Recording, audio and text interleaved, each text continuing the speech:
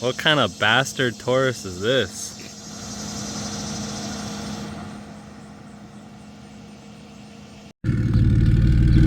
Freaking imposter car.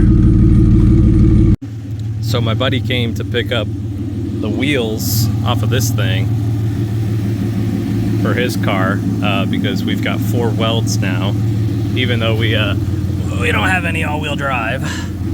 But pretty cool little car. This is the actual Cannonball rally car, so he's gonna take me for a ride in a moment. Your Taurus ain't shit.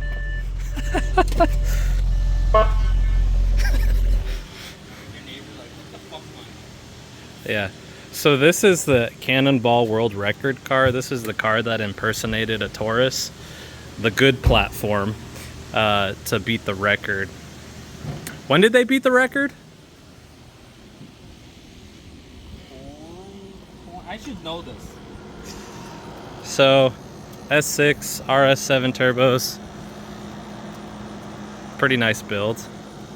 High flow downpipes. High flow downpipes. EPA compliant.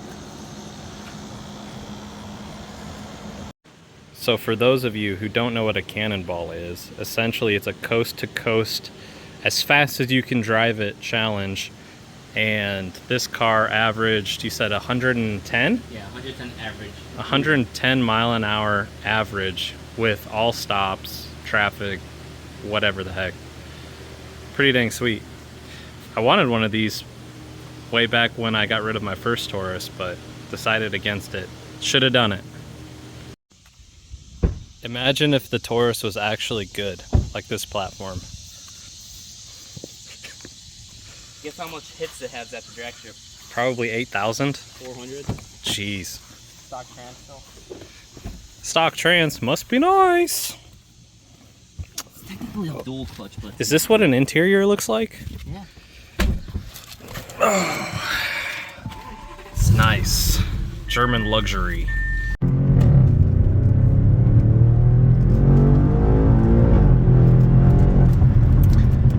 I mean, it's quick, but it's not as good as the best platform ever, Taurus. Oh yeah! Oh!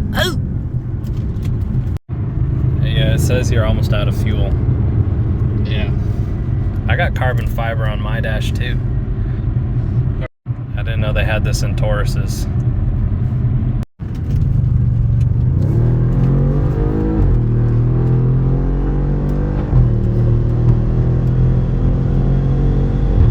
You got this thing in sport mode?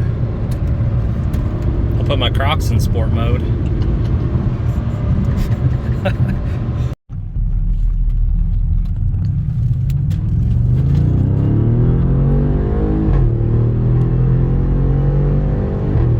So the speed limit is 70. Yeah, we're going 70. So, you know, we're obviously going 70 right now.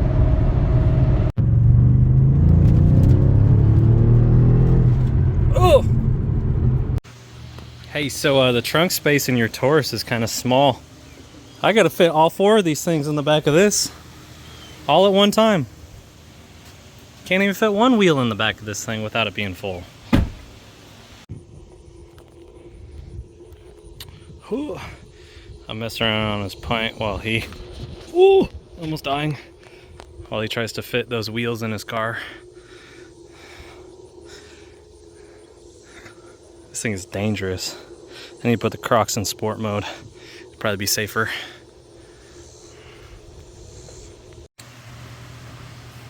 Got my dang wheels stolen off the car.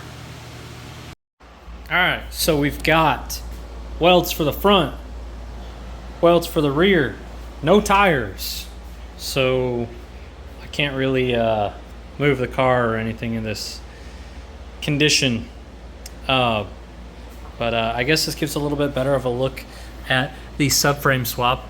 There's no axles, you can see right through. We've also got the non-vented rotors, and then let's see if I can turn on a light here. No diff, just crusty rusty.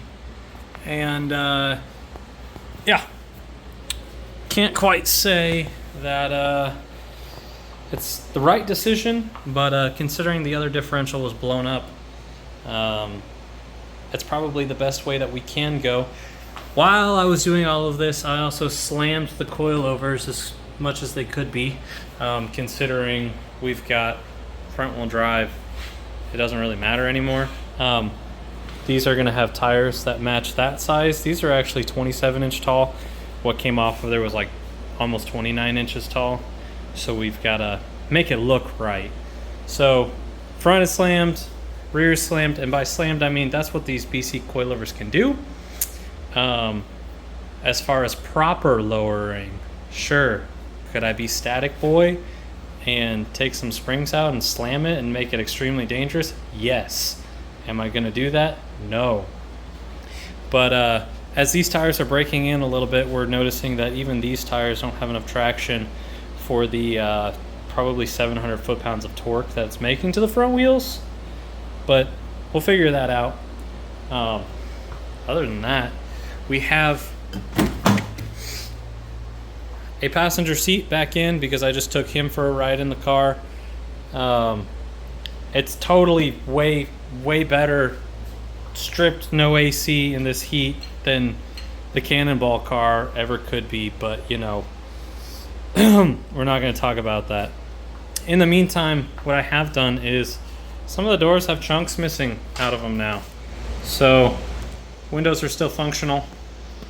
I didn't want to get rid of that functionality because the hood stack stinks and gets in on the driver's side. So I wanted to make sure I could open and close the windows as I please. And then we took out the HVAC stuff. So no more HVAC. Cleaned up a bunch of wiring. It looks way better. Can't complain.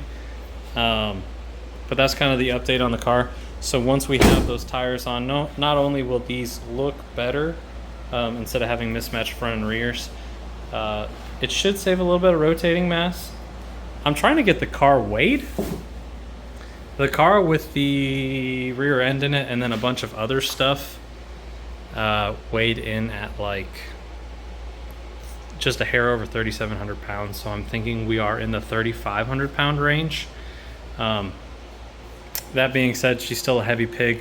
I keep taking more weight out of the rear end, which could be problematic because it's so front heavy now, which I guess is good for front wheel drive only, that it just, I don't know, it kind of bothers me a little bit. But, you know, I don't know if it's really going to affect anything. But car's stuck in one place. Can't really do anything until we get those tires on Wednesday mounted up. And then should have a pretty sick lowered Taurus. But sold those wheels to my buddy. He drove down with the Cannonball car. It was pretty cool. Other than that, I'd love to get you guys some more frequent updates, but I'm not just gonna get you some bullshit like cop-out material. So I guess I'll upload when I got some more content with this. We've been doing some pulls. It spins the front still pretty good, so we might air down some more and then figure out.